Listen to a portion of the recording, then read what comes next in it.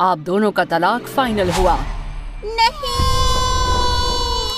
मैं जानती हूँ आप क्या सोच रहे हैं एमा, 50% शादियाँ टूट जाती हैं, तो इतना ड्रामा मत करो। गलत, ये परसेंटेज बहुत पुरानी है, अब 80% हो गया है। और वैसे मैं इसीलिए दुखी नहीं हूँ क्योंकि मेरे पेरेंट्स का तलाक हुआ है। मैं तो अच्छा रुको, ये थोड़ी आगे की बात है, मैं शुरुआत से शुरू करती हूँ। लेकिन आप इस वीडियो को लाइक करो और MSA को सब्सक्राइब। मेरा जन्म एक बहुत ही गरीब देश में हुआ, पर लकीली बिजनेस में मेरे पेरेंट्स जीनियस थे। उन्होंने जल्दी ही अपना एक बिजनेस खड़ा कर लिया, तो मुझे बाकी लोगों की तरह वैसी गरीबी से नहीं गुजरना पड़ा, बल्कि मैं तो मुंह में सोने का चम्मच लेके पैदा हुई थी। मॉम मुझसे प्यार करती, मेरा ख्याल रखती, पर डैड अक्सर काम से बाहर जाते तो हम में करीबी नहीं बढ़ी। और जब मैं 11 साल की थी, अचानक उन्होंने कहा कि उन्हें डिवोर्स चाहिए और वो US में रहने जा रहे हैं। और बस वो निकल भी गए, चाइल्ड सपोर्ट भी नहीं दिया उन्होंने। और सबसे ज्यादा बुरी बात, अपने साथ वो सारा पैसा और हमारी लाइफस्टाइल ले गए। धीरे धीरे मुझे उन सारी महंगी चीजों से हाथ धोना पड़ा जिसको लेके मैं बड़ी हुई थी। क्या मतलब कि हॉट डॉग खाते हैं पार्क में जाके? हम भिखारी थोड़ी हैं। क्या इसके बाद पार्क बेंच में सोने जाएंगे या न्यूज़पेपर को ब्लैंकेट बनाएंगे? बस कह रही हूँ कि घूमने के लिए हमेशा पैसे खर्चा करने की जरूरत नहीं, पर लगता है जरूरत थी। और उस वक्त मुझे एहसास हुआ मेरे असली दोस्त कोई थे ही नहीं। मैं पब्लिक स्कूल जाने लगी, जो बहुत बदबूदार और एम्बैरेसिंग था। क्या मुझे एक लो कैलोरी लॉबस्टर मिलेगा प्लीज? ओह हाँ महारानी जी, 1 सेकंड रुकिए। उप्स, लगता है वो खत्म हो गया है। मैश पोटैटोज और तला हुआ चिकन मिलता है मंडे को, याद रखना। ऐसा पहले कभी नहीं हुआ था, लेकिन धीरे धीरे मैं चीजें सीख गई और स्ट्रीट स्मार्ट बन गई। क्या आज सी फूड मिलेगा?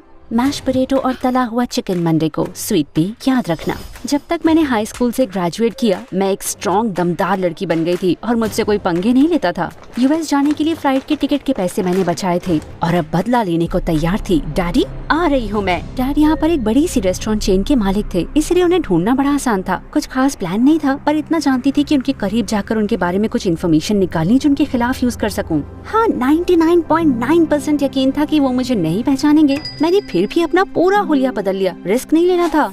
हाँ, मैं एमिली हूँ। आप वेट्रेस की तलाश में हैं? हाँ, हमें जरूरत है। कुछ टाइम के लिए तुम्हें ट्राई करते हैं। और फिर मैं वहाँ काम करने लगी। अब भी कोई प्लान नहीं था मेरे पास, बस ये पता था कि इस सैलरी पे ना तो मुझे रिवेंज मिलेगा और ना ही चाइल्ड सपोर्ट। एक दिन जब मैं किचन में चम्मच साफ कर रही थी, मुझे केटी की रोने की आवाज आई जब वो किसी से फोन पे बात कर रही थी। उस पर कोई चिल्ला रहा था। बेचारी केटी, उसका पति एकदम पागल है। ये रोज की बात है क्या? वो उस पर चिल्ला क्यों रहा है? काम को लेकर ही शायद कोई बात होगी। आखिरकार वो बॉस जो है। वो बॉस है मतलब? यप, ये उन्हीं की बीवी है। बीवी?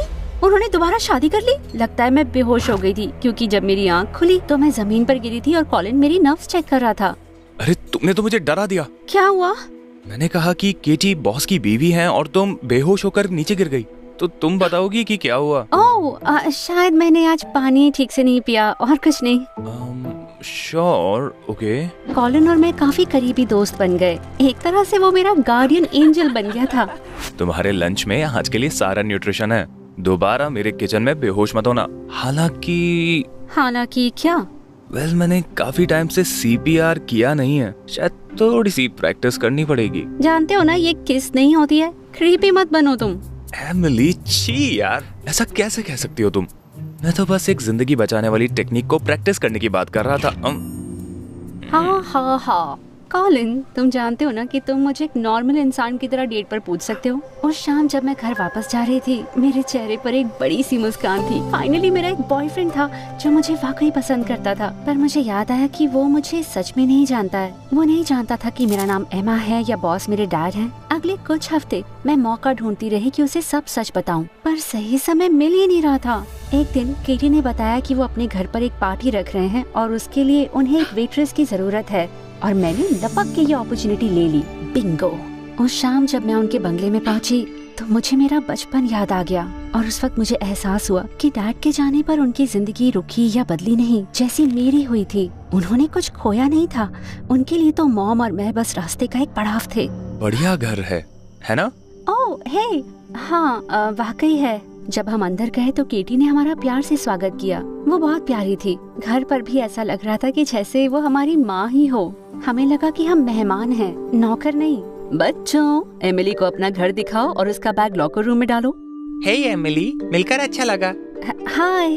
वो मुझे अंदर ले गए और मुझे ऐसा लगा कि मेरी जिंदगी वो जी रहे हैं जो मुझसे छीन ली गई थी। कितना प्यारा घर है। ओह, काफी सारे कॉम्पिटिशन्स जीते हैं तुमने, मैथ्स और आर्ट्स के। तुम्हारी मॉम लेकर जाती है तुम्हें यहाँ पर? मॉम और डैड दोनों, वो कभी कोई कंपटीशन मिस नहीं करते। ओह, डैड भी? अच्छी बात है। मेरे डैड मुझे कभी नहीं ले जाते थे। माफ करना एमिली, वो जरूर बिजी रहे होंगे। डैड भी कभी कभी बिजी होते हैं, पर वो हमेशा कुछ न कुछ अच्छा करते हैं। तो वो जानते थे कि अच्छे डैड कैसे बनते हैं। इन बच्चों में ऐसा क्या था जो मुझ में नहीं? वो मुझसे ऐसे प्यार क्यों नहीं कर सकते थे? लॉकर रूम में मैं अकेली बैठी थी, दीवार को घूरते हुए डैड के साथ बिताए हर पल को याद कर रही थी कि तभी कॉलिन वहाँ आया और अचानक मैं फूट फूट के रोने लगी। एमिली, क्या हुआ? कॉलिन, मुझे तुम्हें कुछ बताना है। और फिर मैंने उसे अपनी सारी कहानी बता दी और डैड को ढूंढने का मेरा कारण भी। मैंने उससे कुछ भी नहीं छुपाया। कॉलिन का मुंह खुला का खुला रह गया। मेरी बात सुनकर थोड़ी देर वो चुप रहा, फिर उसने कहा, सच कहूँ तो अच्छा ही हुआ। क्या तुम नाराज नहीं हो कि मैंने तुमसे झूठ कहा? कोई जानता नहीं है, लेकिन मेरा असली नाम है सैमसन। मुझे इससे और अपने पेरेंट्स दोनों से नफरत थी। 18 साल की उम्र में जब मैंने घर छोड़ा तो नाम बदल लिया। मैं नहीं कहूँगा कि मेरा असली रूप सैमसन है, जो एक गुस्सैल टीनेजर था। हर रोज मैं कॉलिन बनने का फैसला लेता हूँ, तो मैं यही हूँ। उसकी बात बिल्कुल सही थी। मेरा अस्तित्व मेरे खुद के लिए फैसलों से है। जानती हो क्या, उनके साथ जो भी बुरा हो सकता है होना चाहिए। मैं तुम्हारे साथ हूँ। पार्टी के दौरान मौका देखकर मैं चुपके से डैड के ऑफिस में चली गई। मैं उनके खिलाफ कोई सबूत ढूंढना चाहती थी, तो मैंने पहले अपने आप को उनके रूम से वाकिफ किया और चली गई। क्योंकि ये हॉलिडे सीजन था, उनके घर पर कई पार्टियां होती और मुझे ऐसे मौके कई बार मिले। मैंने देखा कि उनके ऑफिस में एक सेफ था, तो जितनी बार मैं वहाँ जाती उसे खोलने के लिए 4 डिजिट का हर कॉम्बिनेशन ट्राई करती। उनके बच्चों का बर्थडे, उनकी बीवी का, उनका खुद का, कुछ नहीं चल रहा था। लेकिन एक दिन मैंने ऐसे ही अपना बर्थडे डालकर देखा और लॉक खुल गया। वाह, ये तो सरप्राइज था। क्या वो अब भी मेरे बारे में सोचते हैं? शायद प्यार करते हैं मुझसे। एक सेकंड के लिए मुझे गिल्ट फील हुआ और मैं अपना प्लान छोड़ना चाहती थी, लेकिन फिर मुझे याद आया कि अगर वो मुझसे प्यार करते तो अब तक मुझे पहचान जाते थे। तो नहीं, उन्होंने मेरा बर्थडे इसीलिए यूज किया क्योंकि इसके बारे में ना तो कोई जानता है और ना ही सोचेगा। Thank you daddy. उसके अंदर मुझे दिखी बहुत सारे नोटों की गड्डियाँ। मन तो कर रहा था कि इन्हें लूं और भाग जाऊं घर, पर जानती थी कि ऐसा सिर्फ फिल्मों में होता है, तो मैं एक एक करके थोड़ा थोड़ा पैसा लेने लगी। और इस बात का मुझे जरा भी बुरा नहीं लगा। डैड सबके साथ बहुत बदतमीजी करते थे, अपनी बीवी के साथ भी। फिर एक दिन अचानक वो रेस्टोरेंट के अंदर आ गए।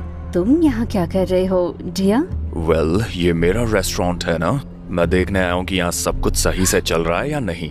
पर मैं यहाँ इसी के लिए तो हूँ। तुम मुझे रेस्टोरेंट क्यों नहीं चलाने देते? हर चीज कंट्रोल क्यों करते हो तुम? तुम जरा मेरी बात सुनो। मैं जानता हूँ तुम हाउसवाइफ बनकर बोर हो गई थी तो यहाँ मैनेजर बनने आ गई, पर मैं यहाँ असली काम करने आया हूँ। तो तुम बाहर जाकर टहलो जब तक मैं यहाँ सब कुछ देखता हूँ। नहीं, ये बिल्कुल सही। मैं तुमसे पूछ नहीं रहा था। लग रहा था केटी रोने वाली थी। वो रेस्टोरेंट से चली गई और डैड सब कुछ ठीक से जांचने लगे। हर कोई डरता था उनसे, खासकर मैं। तुम वहाँ पर? मैं? ये पहली बार था कि डैड ने सीधा मुझसे बात करी, सालों बाद। हाँ, क्या नाम है तुम्हारा? उस वक्त डर से तो मेरे पसीने छूटने लगे थे, पर फिर मुझे एहसास हुआ कि कॉलिन मेरे पीछे है। उसने अपना हाथ मेरे कंधे पर रखा और मुझे थोड़ी हिम्मत आई। मैं एमिली हूँ सर। एमिली? यहाँ नई हो क्या? कुछ महीने हो गए हैं मुझे यहाँ सर। मैं तभी तो अजीब से दिखने वाले आदमी रेस्टोरेंट के अंदर आए और मुझे जांच पड़ताल से बचा लिया। डैड ने मुझे अकेला छोड़ दिया और उनके साथ रेस्टोरेंट के पीछे एक छोटे कमरे में गए। कुछ देर के बाद हेड कुक को भी अंदर बुलाया गया और जब वो बाहर आया तो परेशान सा दिख रहा था। 1 घंटे बाद डैड और वो अजीब से आदमी रूम से बाहर आए। उन्होंने हाथ मिलाया और फिर सब चले गए। ये सब क्या था आखिर? मैं पता करता हूँ। उस रात मुझे जरा भी नींद नहीं आ पाई। मेरे डैड ने मुझसे नजरें मिलाई, मुझसे बात करी और मुझे पहचाना ही नहीं। इसे कैसे भूल सकता है कोई? अगले दिन कॉलिन मेरे पास भागते हुए आया। लग रहा था फूटने वाला है। एमा, हमें मिल गया। सच में? क्या मिला तुम्हें? कल ही उन्होंने डील पक्की करी है गैर कानूनी सी फूड लाने की। वो उन्हें डिशेस में इस्तेमाल करना चाहते हैं कस्टमर्स को बिना बताए। हेड शेफ और सू शेफ भी इसमें शामिल हैं। मैंने उनकी सारी बातें सुन ली। बिंगो, जानती थी वो कुछ बेकार काम करेंगे। उनका पर्दाफाश करने का कोई प्लान सोचना होगा। मैं उन्हें सबक सिखाना चाहती थी और ये भी देखना चाहती थी कि क्या दोबारा अपनी फैमिली को छोड़ेंगे जब चीजें उनके साथ मुश्किल होने लगे। पर एक दिन उनके बच्चे लंच पर आए और पूरे स्टाफ के लिए वो गिफ्ट्स लाए थे। मेरा गिफ्ट था मेरी एक स्पेशल ड्राइंग, किसी और को नहीं मिली थी। ओह, ये थैंक यू, बहुत प्यारी है। बच्चे तुम्हें बहुत पसंद करते हैं मिली। कहते हैं कि तुम उन्हें नॉर्मल बच्चों जैसे ट्रीट करती हो, बॉस के बच्चों जैसे नहीं। जब उन्होंने ये कहा तो मुझे मेरे बचपन की झलक दिखाई दी। एक अकेली बिगड़ी हुई बच्ची जिसके कोई दोस्त नहीं थे। जब डैड साथ थे तो नॉर्मल बच्चे के जैसा मेरे से कोई बिहेव नहीं करता था। कुछ दिनों के बाद जब मैं उनके घर में वापस काम कर रही थी, डैड किचन में घुसी बहुत गुस्से में। उन्हें पता चल गया था कि उनके सेफ से कोई पैसे चुरा रहा है। अपने दिन गिन लो तुम जो भी हो। तुम्हें क्या लगता है कि इतने बड़े घर में कोई सिक्योरिटी कैमरा नहीं होगा? एक बार टेप मिले तो तुम्हारा काम तमाम। OMG, security cameras. मेरा चेहरा हरा पड़ गया। लग रहा था मैं उल्टी ही कर दूंगी। तुम्हें क्या हो गया है? मेरे किचन में उल्टी करने की हिम्मत मत करना। मैं थोड़ी बीमार हूँ सर। कितनी बार आई हो तुम मेरे घर में? मैं ज्यादा नहीं। शायद तुम ही मेरे स्टडी रूम में चली गई। तुम ही ने पैसे लिए हैं, जवाब दो। Excuse me sir. बस करो इस बेचारी को परेशान करना। ये ऐसा नहीं कर सकती। इतने यकीन से कैसे कह सकती हो? क्योंकि मैंने हजारों बार इसे अपने कमरे से चीजें लाने के लिए कहा है और इसने एक बार भी मेरे गहने या कपड़े नहीं छुए। तो अगर इसे चोरी करनी होती तो अब तक 100 चीजें चुरा भी चुकी होती। हर कोई कंफ्यूजन से हम तीनों को देख रहा था, पर मेरे जितना कंफ्यूज्ड कोई नहीं था। केटी की कही हर बात झूठी थी। वो मेरा बचाव क्यों कर रही थी? केटी, इस तरह के लोगों पर इतना तरस मत खाया करो। मैं टेप्स के आने का इंतजार कर रहा हूँ। इस तरह के लोगों? ये बात मेरे दिमाग में गूंजती ही रही। मन तो कर रहा था बोल दूं, आपकी बेटी हूँ मैं, आपका अपना खून डैड। पर मैंने कुछ नहीं बोला। सह ली मैंने वो बेइज्जती। पर उस रेस्टोरेंट में मैं दोबारा नहीं गई। केटी को मैंने मैसेज कर दिया कि मैं वहाँ काम नहीं कर सकती। काफी पैसे चुरा चुकी थी मैं, लेकिन मेरा बदला अभी तक पूरा नहीं हुआ था। कॉलिन ने कुक के ऑफिस से कुछ रसीदों की फोटो ली थी और ये सबूत काफी था डैड की गैर कानूनी सी फूड की खरीदारी का। मैं सबको ये बात बता के उन्हें बर्बाद कर सकती थी और इसमें मजा भी आएगा मुझे। लेकिन इसी के साथ जब भी मैं उनको जेल जाते देखती तो मुझे दिखती उनके बच्चों की उदास शक्लें, और जितनी बार मुझे उनका ख्याल आता तो मुझे याद आता अपना बचपन कि मैं कितनी हर्ट थी। कॉलिन, मैं चाहती हूँ कि वो बर्बाद हो जाए, पर अगर मैंने ऐसा किया तो मैं उनकी फैमिली को वही दुख दूंगी जो मुझे और मेरी माँ को मिले, और मैं खुद को कभी माफ नहीं कर पाऊंगी। मैं क्या करूँ? बेबी, उनकी फीलिंग्स और उनके भविष्य के बारे में सोचकर तुम अपने डैड से कहीं गुना बेहतर हो ही चुकी हो। ये तुम्हारा फैसला है, तुम्हें जो ठीक लगे वही करो। बहुत सोचने के बाद मैंने फैसला किया कि ये चीज मैं किसी और को सौंप देती हूँ। उस रात मैंने केटी से डाइनर में मिलने के लिए कहा। हेलो एमा। ओ, ये तो बुरी शुरुआत है। तुम्हें हायर करने के कुछ ही समय बाद मैं जान गई थी तुम कौन हो। मैं सोच ही रही थी कि तुम हमारे लिए काम करने क्यों आई हो, और अब जानती हूँ तुमने हमसे वो पैसा चुराया अपने डैड से बदला लेने के लिए। घबराओ मत, मैंने सबूत मिटा दिए। पर फिर आपने मेरा बचाव क्यों किया? एमा, जब मुझे पता लगा कि तुम कौन हो तो मैंने सारी जानकारी इकट्ठा करनी चाहिए तुम्हारी मॉम और तुम्हारे बारे में। तुम्हारी डैड नालायक हैं, वो ये डिजर्व करते हैं। आप उनके साथ हो क्यों फिर? पैसे के लिए? आप उससे कहीं ज्यादा डिजर्व करती हैं। आपके बच्चे ज्यादा डिजर्व करते हैं। मुझे पैसे की परवाह नहीं है, पर मैं नहीं चाहती मेरे बच्चे वो सब सहें जो तुमने सहा है। मैं उनके बड़े होने का इंतजार करना चाहती हूँ तलाक लेने के पहले। वो एक अच्छा पति या पार्टनर नहीं है, लेकिन मना नहीं कर सकती कि बच्चों के लिए वो अच्छा पिता है। मैं समझती हूँ, लेकिन अगर आपका मन बदले तो ये लीजिए, इस जानकारी के साथ जो करना है कीजिए। केटी हैरान हो गई जब उसे एहसास हुआ कि मैंने उसे डैड के खिलाफ सबूत दिया है। मुझे इसके बारे में पता नहीं था। थैंक्स एमा। कुछ महीनों बाद मैंने न्यूज में देखा कि डैड जेल चले गए थे और उनके रेस्टोरेंट का लाइसेंस भी छिन गया था क्योंकि वो इलीगल जानवर इंपोर्ट कर रहे थे। और उसी दिन मुझे केटी का मैसेज भी आया। थैंक यू एमा, इसकी जरूरत थी मुझे।